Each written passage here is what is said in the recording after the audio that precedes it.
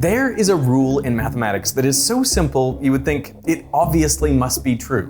너무나도 당연해 보이는 이 수학 규칙 하나 때문에 선분의 길이가 없어져 버리고 구 하나를 두 개의 동일한 구로 만들 수 있게 되는 말도 안 되는 증명들이 쏟아져 나왔죠. 이 규칙은 100년도 넘게 수학계의 뜨거운 감자였습니다. It seems intuitive and it works, but it also creates ridiculous paradoxes. 무슨 규칙이냐고요? Well, it all starts with the issue of choice. 자, 한번 숫자를 하나 골라볼까요? I can just pluck a random number from my head, like 37 or 42, but that is the human brain at work, not a mathematical process. 수학적으로는 진짜 무작위성을 구현할 수가 없습니다. 수학 공식은 언제나 같은 결과를 내니까요. 컴퓨터의 랜덤 숫자도 진짜 랜덤이 아닙니다. 컴퓨터는 현재 시간을 기반으로 한 알고리즘을 사용해서 무작위성을 시뮬레이션하죠. So if we can't pick randomly, how do we select anything in math? Well, the only way is to follow a rule of some sort. 예를 들면 가장 작은 숫자를 선택하는 규칙이 있을 수 있을 겁니다. 양의 정수 중에서 선택해야 한다면 가장 작은 양의 정수는 1이고 소수 중에선 2겠죠. 간단합니다. 그렇다면 실수에선 어떻게 될까요? 실수는 양수, 음수, 정수, 분수 그리고 파이 같은 무리수를 포함하고 있습니다. 그렇다면 가장 작은 실수를 어떻게 선택할 수 있을까요? 불가능하죠. 실수는 끝없이 음의 방향으로도 확장되니까요. 심지어 숫자 1 다음에 가장 작은 수를 고르는 규칙 같은 것도 어렵습니다. 예를 들면 1.01 다음에는 1.0001, 그 다음에는 1.0000000001이 계속 나올 테니까요. 그렇다면 정말로 1 다음에 오는 숫자는 무엇일까요? If we can't begin to specify the order of the real numbers, next and previous, first and last, we're stuck. The ridiculous part is we know we have infinite options, but despite that, we can't figure out how to just pick one. 1870년대에 이 문제를 해결하려는 시도가 하나 있었습니다. 이 수학자는 실수를 명확히 배열하려고 자신의 삶을 바쳤습니다. 비유가 아니라 진짜로 바칠 뻔했죠. 누구냐고요? Georg Ferdinand Ludwig Philipp Cantor. 독일의 수학자 게오르크 칸토어는 29세에 한 연구를 발표했습니다. 무려 1638년에 발표된 책 한 권이 무한에 대한 수학적 이해에 지대한 영향을 미쳤다는 걸 아시나요? Galileo di Vincenzo Bonaiuti de Galilei. 네, 갈릴레오의 질문, 자연수와 제곱수 중 어느 쪽이 더 많을까에 대한 의문이 그 시작이었죠. 보세요. 숫자를 보시면 제곱수는 숫자가 커질수록 점점 더 드문드문해지는 게 보이시지 않나요? 얼핏 보기엔 제곱수가 자연수보다 적어 보이기도 하는데요.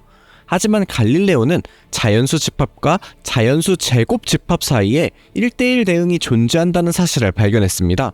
이를 통해서 제곱수 집합이 자연수 전체에 비해 작아 보이지만 사실 무한집합에서는 제곱수의 개수나 자연수의 개수가 같다는 개념을 제시했죠. 놀라운 결론인데요. 갈릴레오에 따르면 우리가 평소 사용하던 더 많다나 더 적다 같은 표현이 무한에서는 적용되지 않는다는 겁니다. 무한이란 그저 하나의 또 다른 개념으로 생각할 수 있는 거죠. 수많은 사람들이 오랜 세월 동안 이 개념을 받아들여 왔고 오늘날에도 많은 사람들이 무한을 이렇게 이해하고 있습니다. 하지만 200년 이후 칸토어는 좀 달랐습니다. 1874년 칸토어는 두 개의 무한집합이 서로 완벽히 대응되지 않을 때 크기가 다를 수 있지 않은가 고민합니다. 이게 무슨 소릴까요? 칸토어는 자연수와 0과 1 사이의 실수를 비교해봤습니다. 일단 먼저 자연수와 실수를 1대1로 대응시킬 수 있다고 가정해보죠. 두 집합의 모든 수를 다 적어내려 가보겠습니다. 왼쪽에는 자연수를, 오른쪽에는 실수를 하나씩 적어보죠. 실수엔 가장 작은 숫자가 없기 때문에 칸토어는 특별한 방법으로 숫자를 적어내려갔습니다. 이미 무한한 목록을 작성했다고 가정해봤을 때 새로운 실수를 어떻게 추가해 넣을 수 있을까요? 칸토어는 첫 번째 숫자의 첫 번째 자리에 1을 더해서 새로운 실수에 적어넣고 두 번째 숫자의 두 번째 자리에 1을 더해서 두 번째 자리를 만들고 이런 식으로 숫자들을 차례차례 하나씩 1을 더하면서 8이나 9일 때는 1을 빼서 중복을 피해 최종 숫자를 만들었습니다. 이렇게 만들어진 새로운 실수는 0에서 1 사이이면서도 이 숫자 목록에는 없는 숫자입니다. 이 숫자는 첫 번째 자리에서는 첫 번째 숫자와 다를 거고요. 두 번째 자리에서는 두 번째 숫자와 다르고 계속해서 이런 식으로 모든 숫자들과 다 다를 겁니다.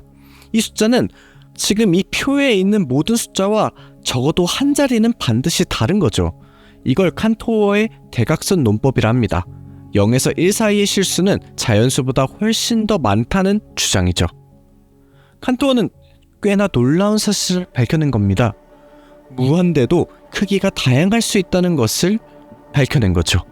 제곱수나 정수, 유리수 같은 집합은 자연수와 1대1 대응을 할 수 있는 셀 수 있는 무한대입니다. 자, 이걸 세워볼까요? 하나, 둘, 셋 이런 식으로 계속 셀 수 있겠죠. 칸토어는 이런 무한대를 셀 수 있는 무한, 가산무한이라고 불렀습니다. 근데 더 큰 무한대도 있죠. 이걸 셀 수 없는 무한, 비가산무한이라고 정의하고 여기에는 실수나 복소수 집합 같은 자연수와 완벽하게 짝지을 수 없는 집합들이 있습니다. Cantor's results rocked the mathematical community. After all, how can something that continues forever be bigger than something else that continues forever? 수많은 비난과 질책이 있었고 요즘 시대로 치자면 온갖 악플에 시달렸지만 칸토어는 강철 멘탈이었습니다. 오히려 더 큰 목표를 향해 연구를 정진해갔죠. 칸토어는 셀 수 없는 무한집합을 특정한 순서로 배열할 수 있다는 것을 증명하려 했습니다. 이걸 정렬 정리라고 하죠. 칸토어의 정렬 방법에 따르면 집합이 잘 정렬되기 위해서는 두 가지 조건이 충족돼야 됩니다. 먼저 집합에 명확한 시작점이 있어야 하고 두 번째로 모든 부분 집합에도 명확한 시작점이 있어야 한다는 거죠. 예를 들어 자연수는 잘 정렬된 집합의 한 예입니다. 1로 시작하는 전체 집합의 시작점도 부분 집합인 6, 7, 8도 시작점이 명확하죠. 이 경우엔 6이겠죠. 숫자들의 순서가 명확하고 어떤 숫자 다음에 무슨 숫자가 올지 알 수 있습니다. 그럼 정수는 어떨까요? 정수는 양의 방향과 음의 방향 양쪽으로 무한히 뻗어 있죠. 칸토의 생각은 간단했습니다. 0을 시작점으로 선택하고 절대값을 기준으로 양수와 음수를 번갈아 가면서 정렬한 것이죠. 이때 양수이든 음수이든 상관없이 그 순서만 일정하면 된다는 점도 중요하죠. 이런 정렬 때문에 정수를 자연수에 대응시킬 수 있게 되어 두 집합의 크기가 같다는 걸 증명할 수 있습니다. 정수를 잘 배열하는 방법은 여러 가지가 있습니다. 0부터 시작해서 양수로 무한히 가고 음수로도 무한히 가는 방식으로 배열해 볼 수도 있겠죠. 흔히 숫자를 세는 그런 방식은 아니지만 두 방법 모두 잘 정렬됐다는 조건을 충족합니다. 모든 집합에는 분명한 시작점이 있고 어떤 부분 집합을 잡아도 그 시작점이 존재하죠. 칸토어는 무한한 집합을 양방향으로 잘 정렬시키는 데 성공했습니다. 물론 이건 셀 수 있는 무한이었죠. 이후 칸토어는 well ordering, 즉 정렬 정리를 발표하며 실수 집합처럼 셀 수 없는 무한 집합도 잘 정렬시킬 수 있다고 주장합니다. The problem was he hadn't actually proven this because he couldn't. Every method he tried had failed. 칸토어는 본인의 정리에 엄청난 확신을 가졌었습니다.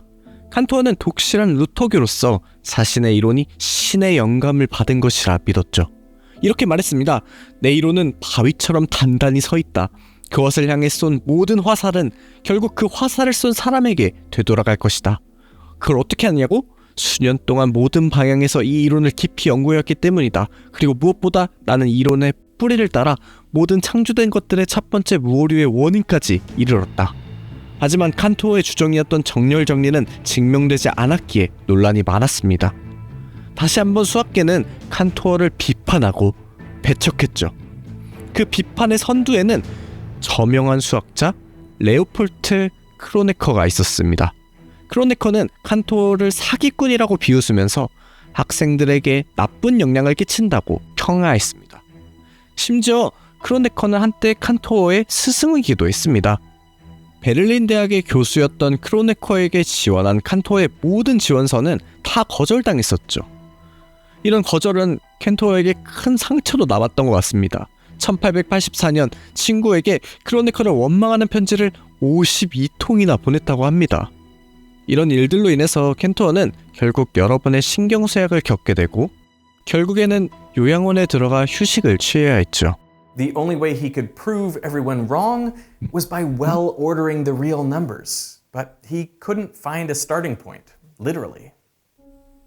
요양원을 나온 후 켄토어는 수학에서 손을 뗐고 어딘가 부서진 듯한 모습을 보였습니다. 15년 동안 철학을 가르치면서 수학은 더 이상 손을 대지 않았죠. 켄토어의 가장 충격적이었던 일은 1904년 국제 수학자 대회였을 겁니다. 부다페스트의 유명한 교수인 줄리어스 퀘니그가 켄토어의 정렬 정리를 반박하는 반증을 발견했다고 발표했죠. 켄토어는 아내와 두 딸 그리고 동료들과 함께 그 자리에 있었습니다. 공개적으로 굴욕감을 느꼈을 겁니다. 그 자리에는 또 다른 중요한 인물 에른스트 체르멜로가 있었습니다. 독일 수학자 체르멜로는 켄토어의 이론을 흥미롭게 생각했고 퀘니그의 발표에서 뭔가 이상함을 느꼈습니다. 체르멜로는 단 하루 만에 퀘니그의 증명에 결함이 있음을 알아차렸죠. 체르멜로는 퀘니그의 증명이 잘못되었다는 걸 알리는 데서 그치지 않고 한 달 만에 훌륭한 3장짜리 논문을 발표해서 모든 집합이 잘 정렬될 수 있음을 증명합니다.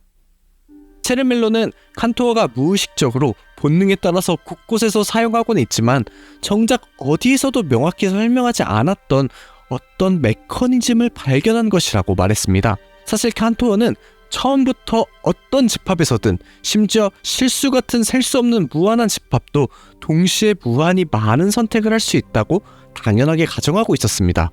But this was just an assumption. Nowhere in the mathematical rule book was this explicitly permitted. And math is built on rules, specifically axioms. Axioms are simple statements we accept as true without proof. 체르멜로는 칸토어의 무한 선택이라는 가정이 새로운 공리로 정식화되어야만 수학적으로 정당성을 가질 수 있다고 깨달았죠.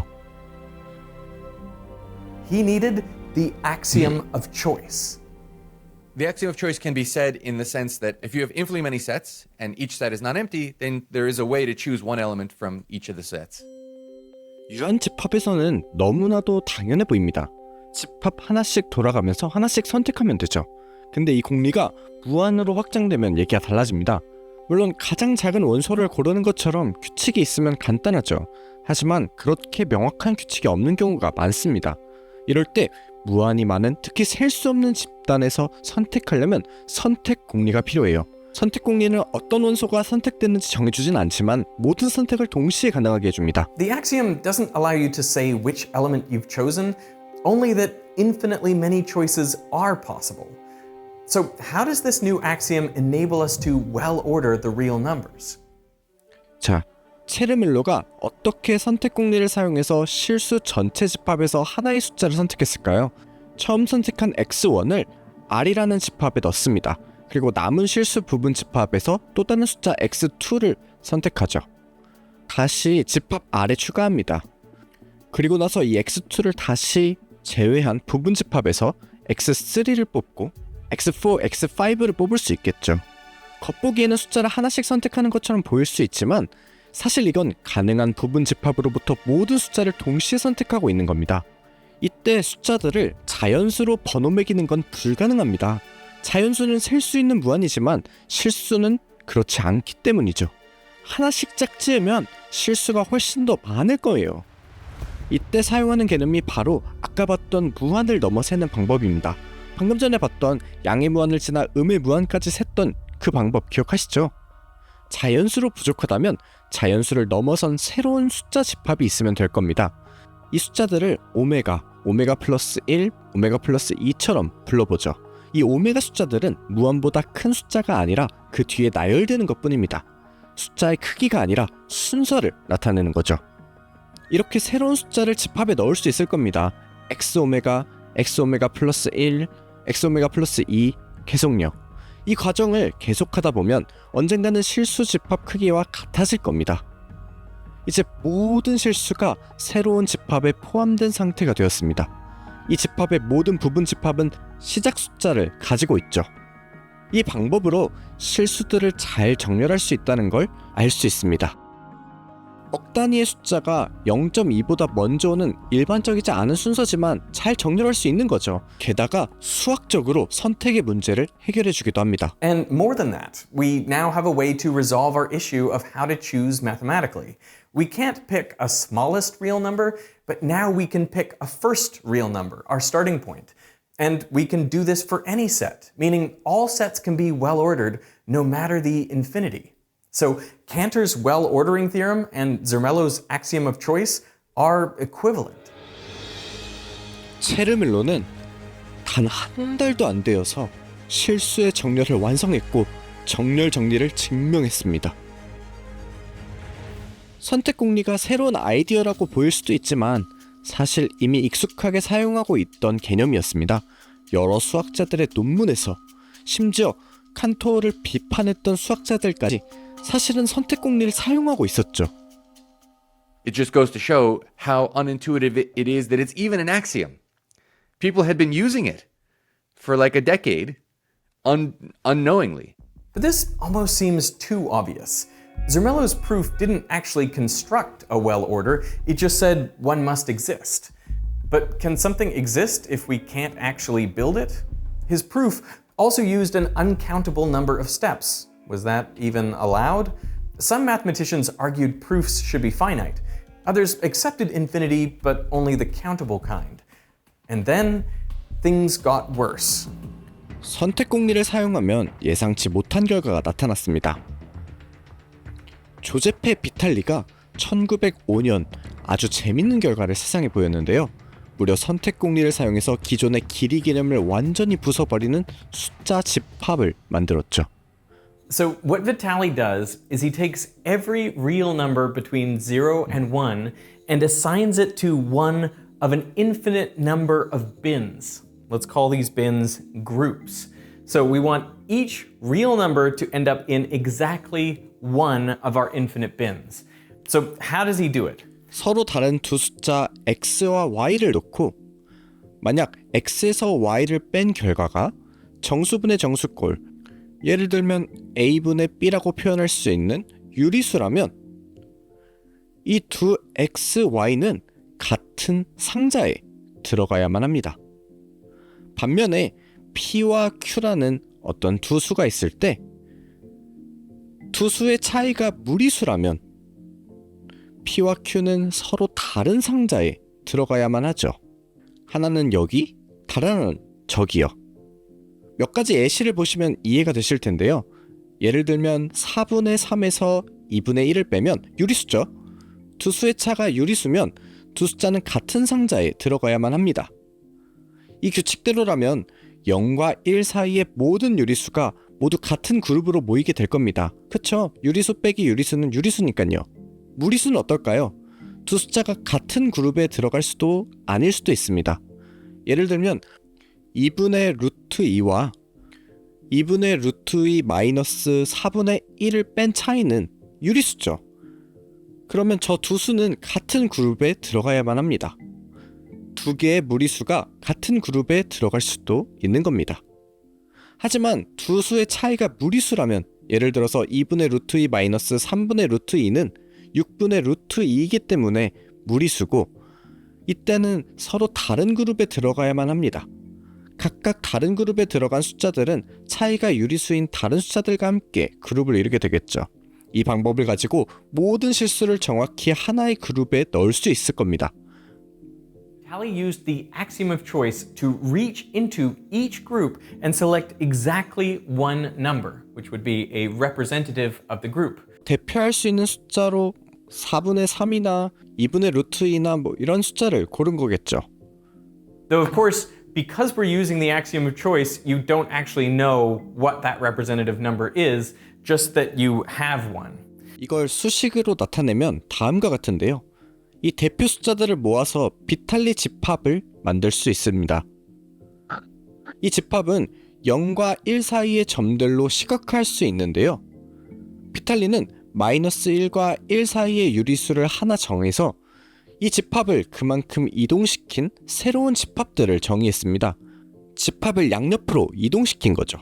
So if you think about what that does, it's going to move each representative number to be at the position of every other number in its group. 비탈리 집합은 0에서 1 사이의 실수들을 유리수 차이에 따라 나눈 동치류마다 하나씩 대표로 뽑은 집합입니다. 이 집합을 -1과 1 사이의 유리수 Q만큼 평행이동시킨 수많은 집합들이 지금 생긴 겁니다. 이 집합들을 한번 합쳐볼까요? 수학적으로 엄밀하진 않겠지만 직관적으로 생각해보면 이 합집합은 0과 1 사이의 모든 실수를 포함하고 서로 겹치지 않을 겁니다. On that span, we have every member of every group. So now the question is, what is the size of the Vitali set? 이 집합의 합집합은 0에서 1까지의 모든 실수를 포함하고 있기 때문에 크기가 적어도 1 이상이어야죠. 그리고 비탈리 집합에 -1에서 1 사이의 유리수를 더해준 결과 -1에서 2까지의 범위에 걸쳐 있죠. 즉 전체 칙도는 최대 3이라는 뜻입니다. 그런데 말입니다. 비탈리 집합은 무한계였습니다.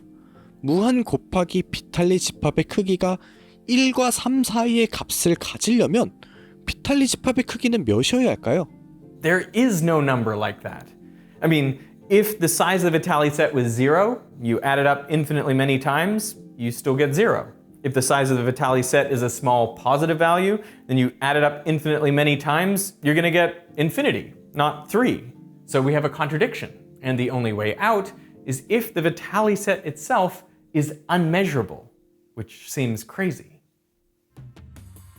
Non-measurable sets, like the Vitali set, have no consistent definition of size or length or area or even probability.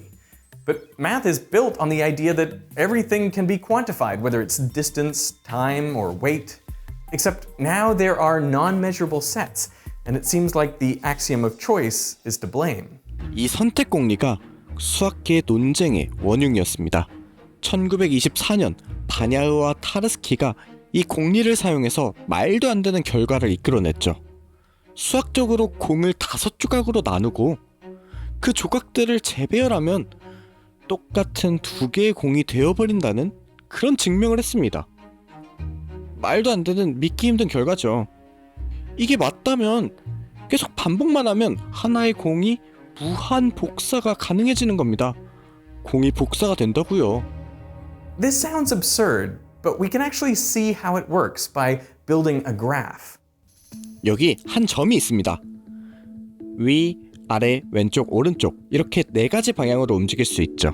왼쪽으로 움직였다 해보죠. 그러고 나면 다시 4가지 방향의 선택이 가능합니다. 여기서 오른쪽으로 움직이면 다시 출발점으로 돌아오니까 이렇게 방금까지 있었던 방향으로는 바로 돌아갈 수 없다는 게 규칙입니다. 새로운 선을 그릴 때마다 길이를 반으로 줄여서 화면의 모든 결과를 한 번에 볼 수 있게 시각화해 보겠습니다. 이 규칙을 계속 적용해서 그려보면 무한히 갈라지는 그래프가 만들어지는데 이걸 5부분으로 나눌 수가 있습니다. 그래프의 구조는 중앙 부분과 시계 방향으로 위, 오른쪽, 아래, 왼쪽으로 총 5개로 나눌 수 있죠. 재밌는 걸 한번 해볼까요? 이 왼쪽 부분을 나눠서 이 작은 위쪽 부분을 위로, 아래는 아래로, 왼쪽은 키워서 왼쪽으로 두면 그래프가 다시 완벽해진 것처럼 보입니다. 오른쪽 부분은 다시 그대로 채우면 되겠죠. 다른 방법도 있습니다. 아래쪽 부분을 가지고 똑같은 일을 해볼 수 있을 겁니다. 왼쪽 부분은 왼쪽으로, 오른쪽 부분은 오른쪽으로, 아랫부분은 아래다 두면 윗부분만 다시 채워 넣으면 다시 완벽해졌네요. 한마디로 이 하나의 그래프를 만들 수 있는 2가지의 방법이 있는 겁니다. 각각 다른 방법이 결과적으로는 동일한 그래프를 만들어냅니다. 그냥 그래프를 나누고 재배치하면 어떻게든 동일한 그래프 2개가 나온 거죠. 이게 바로 바나흐 타르스키 역설입니다. 방금 그래프에서 했던 과정을 구에 적용하면 되는데 구를 위, 아래, 왼쪽, 오른쪽으로 돌릴 수 있다는 거죠.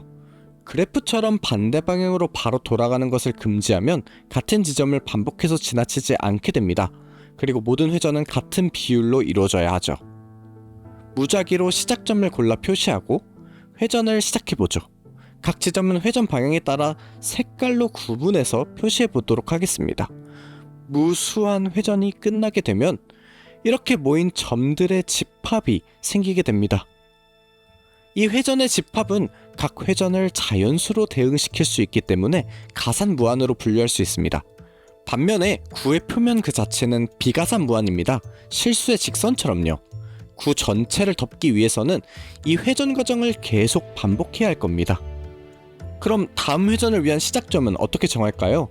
시작점이 비가산무한하기 때문에 나열할 수 없고 이미 색칠된 점은 피해서 정해야 합니다. 바로 이 문제를 해결하는 열쇠가 선택공리죠. 선택공리를 이용하면 구체적인 방법이 없어도 고유한 시작점을 계속해서 선택할 수 있습니다. 모든 점을 색칠한 후에는 이 점들이 5그룹으로 나뉩니다. 시작점을 표현하는 그룹 하나, 나머지 회전 방법에 따라 4그룹이 생기게 되죠. 이 그룹들을 그래프에서 했던 일과 비슷하게 만들 수 있죠. 좌회전으로 끝난 점들을 우회전으로 회전시키고 이런 식으로요. 이렇게 회전시킨 그룹들을 서로 더해주기만 하면 원래의 공을 다시 만들 수 있습니다. 구에서도 또 다른 방법이 하나 더 있습니다. 아래로 회전하는 그룹을 위쪽으로 돌릴 수 있죠. 상향 회전으로 끝나는 그룹과 시작점을 결합하면 원래의 공이 또다시 하나 더 만들어집니다. 물론 지금 이 설명은 엄청나게 간소화되었기 때문에 엄밀하지는 않습니다. 그래도 핵심을 전달하는 좋은 설명이라고 생각합니다. 하나의 공에서 동일한 부피의 2개의 공을 만들어낸 거죠. 그리고 이걸 무한으로 즐길 수 있는 겁니다. 2개의 공이 4개로, 4개가 8개로 계속해서 무한히 많아질 수 있는 거죠. The axiom of choice is something that's so obviously true, and its consequences are so obviously false, that you're like, what the hell is going on? This infinite duplication is theoretically possible, but the catch is the groups we split the ball into aren't simple shapes. They're actually non-measurable, just like the Vitali set. Although the original ball has a volume and the duplicated balls have a volume, the step in between violates our understanding of size. This is what allows the paradox to happen.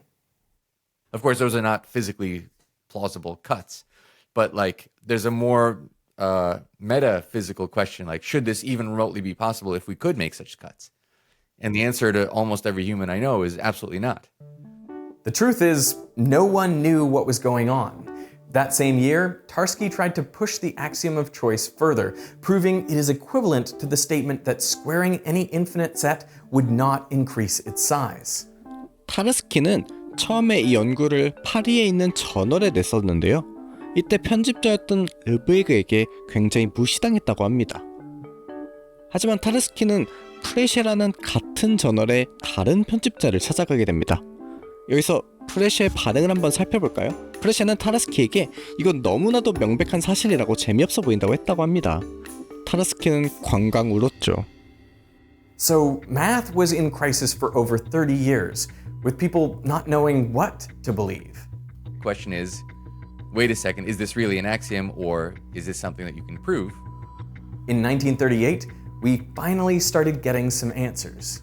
오스트리아 수학자 쿠르트 gödel은 지금까지 받아들여진 모든 집합론 공리가 성립하는 상황에서 선택 공리도 모순이 없이 함께 성립할 수 있음을 보였습니다. 그리고 1963년 폴 코엔은 선택 공리를 제외한 다른 모든 공리가 성립하는 상황에서도 선택 공리는 참도 거짓도 아닐 수 있음을 증명했죠. 이건 마치 기하학의 평행선 공리와 비슷합니다. 기하학을 하나의 게임이라고 상상해보죠. 이 4가지 공리는 이 게임을 하기 위한 기본 규칙입니다. 그리고 여기 5번째 공리가 이 게임의 배경 설정을 고르는 역할이죠. 이 5번째 공리를 부정하면 평행선이 없는 구면 기하학 세계로 이동하게 됩니다. 한 개의 평행선 공리를 선택하면 그건 평면 기하학을 의미하죠. 2 이상의 평행선이 존재하는 공리를 선택하면 그건 쌍곡선 기하학으로 연결됩니다. 이 모든 기하학들은 다 실제로 존재합니다. 뭘 원하는지에 따라서 달라지는 것뿐이죠. And it's the same for the axiom of choice. The axiom of choice can neither be proven nor disproven from the other axioms. So as long as the other axioms are consistent, adding choice won't lead to any contradictions. 참도 거짓도 아니란 걸 증명한 폴 코엔은 집합론에서 한 획을 그으면서 3년 후에 필지상을 받았습니다. gödel과 코엔 이후 선택 공리에 대한 논쟁은 대부분 사라졌죠. In the end, what the hell is going on is that it's up to you whether you want to choose for the axiom of choice to be part of your system or not, and face the consequences of either having it or not having it. Despite the counterintuitive results created by the axiom of choice, like non-measurable sets and infinite duplication, it is incredibly useful. Choice allows mathematicians to replace lengthy explicit proofs with more concise arguments. 선택 공리를 사용하면 유한한 경우에 대해 증명할 수 있다면 무한한 경우로 손쉽게 확장할 수 있습니다. 덕분에 20페이지에 달하는 긴 증명이 A4 반장이 됐죠. And the axiom of choice doesn't just make math easier, it is essential to some proofs. There are many theorems where the general case can't be proven without using choice somewhere. Now, some mathematicians still prefer proofs without choice. Even if it's harder, the proof has to be spelled out step by step to generalize to infinite cases, and this provides additional information.